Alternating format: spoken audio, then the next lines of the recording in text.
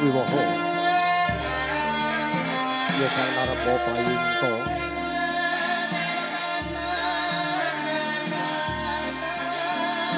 kusumaning ayu Ariska Adi Wulandari pinarung swaraning pratangga munya angrangin ngajut-angjut anyudan tono kondo arep lumrang banjaran sarya ngepai jroning sasana tanulian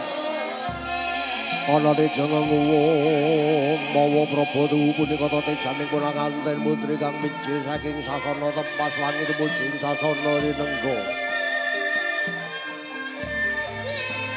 glewu-glewu kaya golek kencana kuning anemu giring persasat kadya kencana sinangling Risa juga tatanana kang kuciwa wiwit bocah ing rikma nganti jejempolaning suku satu tatanana kang kuciwa rikma memak ngembang bakung ireng nama sinawut pilis wimbo sinangsangan ngeruncen melati tumumpanganing pamidanganira sisih kanan saya hamim duwi kasulistianira palarapan nyela cendani pangaranan duren sajuring grana rungir lati manggis karengat jonggang ulan-ulan ngraju mas pamidanganira talingan tengah nyawur kuping netra kutang bawang sebungkul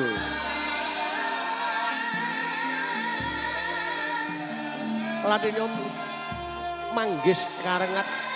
wajah hamiji timbul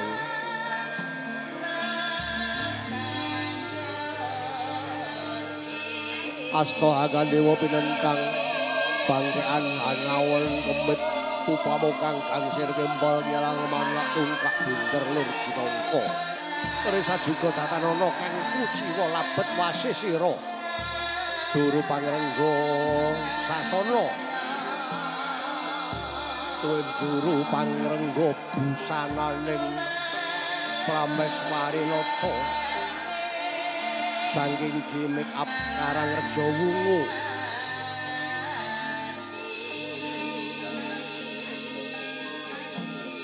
kawistara punangantian putri angrasuk busana kang sarwi kresna tineres kencana rukmi tundha sanga pating kalebiar pating caloret sesutiane mugir kelung lelungitan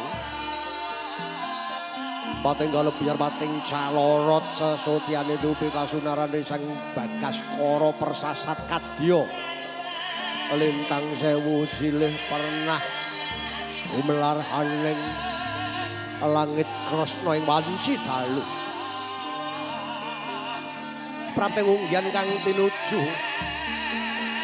Dia kaprati tisaken nira pinarak mangas ama pinarak enggakan anggana raros lire lenggah kanthi Sukomardi kaning wenggali angrantu tumapak padha ari sangkat pengmandhap saking Rata kencana kang datanpa tinaring turangga. Wong Bagus Bagas Sulistya kahantu-hantu rawuhnya.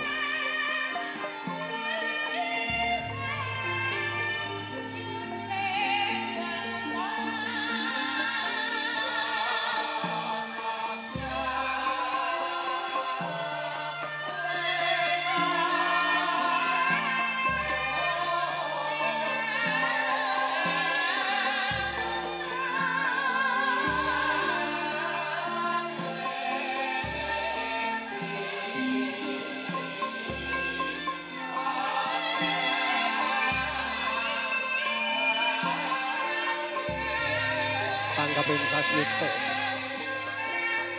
Obairaning putri domba samasrahaken rerengganing adi cara krobongan kapasrahaken dumateng Rama miwahi bunganganten putri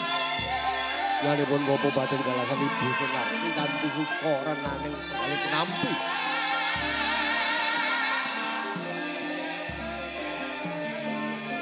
paripurna pamasrahing rerengganing adicara krobongan ya kalajengaken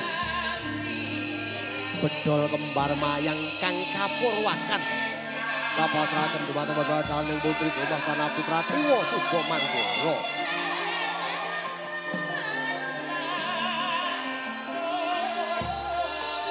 Santiasa santi mring kamulyane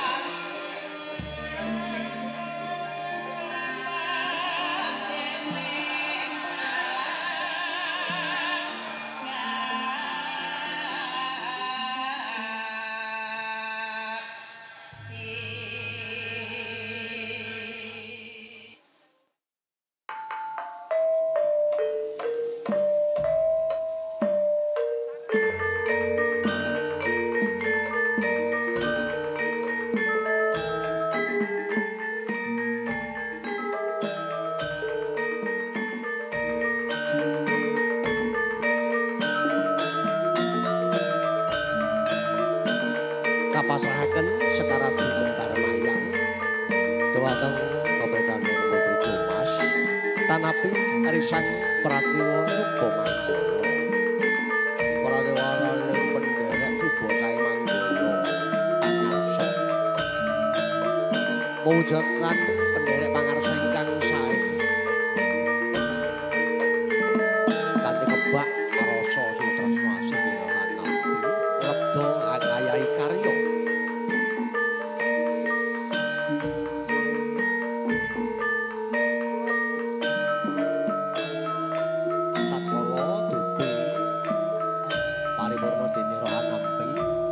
ya mandhap saking sasana mulya tumapak padha tumuju ing sasana palelemanira konangan yang jalu tumapak ing padha labet kekalihnya hambek ber bukti dharma mila datan nama muka satindak salakulan lumangsa ambar suci ngreh kautamen